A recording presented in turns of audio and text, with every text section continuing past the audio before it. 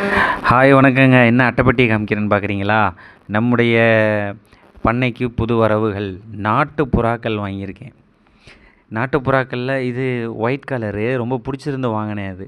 இதை நான் உள்ளே விடும்போது பார்த்தீங்கன்னா என் கையை விட்டு இறங்க மாட்டேன்ருச்சு.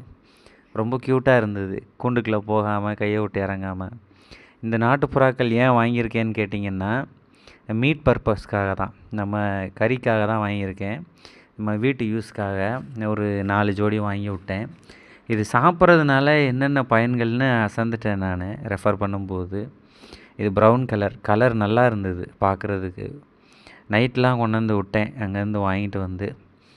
ரத்த அழுத்தம் சரியாகுதாம், நோய் எதிர்ப்பு சக்தி நமக்கு உண்டாகுது அப்படின்றாங்க.